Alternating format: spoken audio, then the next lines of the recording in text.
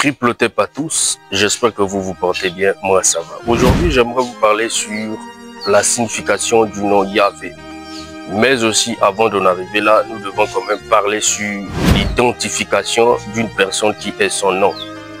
En Afrique, comment on donnait les noms aux descendants? En Afrique, ce n'était pas comme aujourd'hui où je vois les Africains être complexés. Vous venez de suivre une série, vous aimez Leonardo et vous pensez qu'un jour, lorsque vous mettrez au monde, vous donnerez à votre enfant le nom de Leonardo. Ton ex s'appelait Cynthia. Tu t'es dit, je l'avais tellement aimé, je donnerai à ma fille le nom de Cynthia. Non, vous devez savoir que les noms ont des influences. Alors, chez nous, les noms étaient donnés sous l'ordre de deux lois.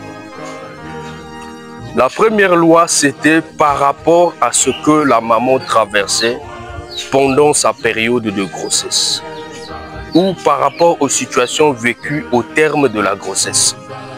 L'enfant portait donc le nom par rapport à ce qu'il a apporté quand il était dans le ventre de sa mère. La deuxième loi, c'est que la maman, l'un des parents, maman ou papa, pouvait obtenir un songe, une vision ou une apparition indiquant que l'enfant s'appellera un tel.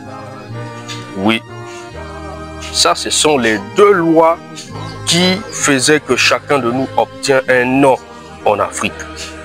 C'est pourquoi vous allez voir que Daniel Ndungu, son père ne s'appelait pas Daniel Ndungu. Simon Kimbangu, son père ne s'appelait pas Kimbangu. Eugène Mbama, son père ne s'appelait pas Eugène Mbama. Pourquoi? Parce que chez nous, ce sont les deux lois qui étaient respectées. Ça, c'est dans la culture Congo. Mais même aussi en Ngipiti, près de nos ancêtres Kamites, vous allez voir que Akhenaton ne portait pas le même nom que son père.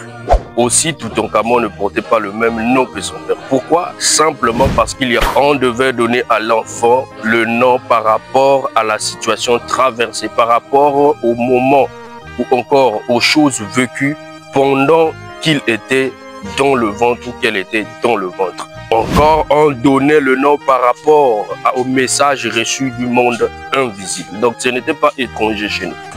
Alors, pourquoi nous vénérons le nom de Yahvé? Avant d'en arriver là, j'aimerais aussi souligner un point. Chacun rencontrait le Créateur par rapport à sa situation. Lorsque la personne se consacrait dans une vallée et rencontrait le Créateur sous l'apparence d'un lion, il appelait des fois Congo. Chez nous, ici, dans certains langages du Congo-Brazzaville, le Congo veut dire un lion de la vallée ou un esprit de la vallée. Vous voyez? C'est pourquoi ce nom était vénéré au sud de Ngipiti, au sud de l'Égypte. Et quand quelqu'un voyait le Créateur créer quelque chose devant lui, il appelait le Nzambi. C'est pourquoi en Égypte, et plutôt en Éthiopie, dans la cuvette centrale, le Nzambi signifie celui qui a vu naître l'humanité ou qui a fait naître l'univers. Vous voyez? C'est pour dire que chaque nom portait sa signification par rapport à l'exaucement de tout un chacun. Alors pourquoi la prière de Yahvé? En dehors du fait que tout un chacun rencontrait le Seigneur sous une certaine apparence, le nom que tout le peuple priait, c'était le nom que les prêtres du pays ou le prophète principal du pays rapportaient. C'est-à-dire que le Créateur, soit lui-même apparaissait pour dire au prêtre, vous allez me vénérer sous ce nom, ou il apparaissait au prophète pour dire, vous allez me vénérer sous ce nom. Le Seigneur prenait des formes et des apparences. Je vous ai dit que le suprême des suprêmes, il a d'abord un nom primordial. Et pour connaître ce nom, il faut monter dans les dimensions célestes, là où il règne depuis toujours, avant le commencement, avant les temps anciens, avant les temps premiers. Alors, c'est là où je vais vous parler du nom Yahvé. Que signifie Yahvé?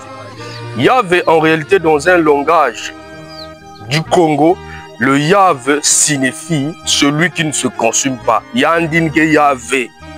Dans un papyrus daté de moins 1330 à moins 1230 avant notre ère, on retrouve un bus où on a écrit le nom de Yahweh, qui montre Yahvé, c'est-à-dire celui qui ne se consume pas, celui qui n'a ni commencement ni fin. Dans d'autres langages, il était appelé Atum. Auprès d'autres peuples, il était appelé Elohim. Elle est là, Elohim. Vous voyez? Tout ça fait partie du nom du Créateur, dans la dimension où il est le suprême, dans son monde à lui. Parce que partout où il a créé, c'est son monde, mais il a une demeure où il siège. Donc pour dire que le nom Yahvé est un nom au-delà de la terre.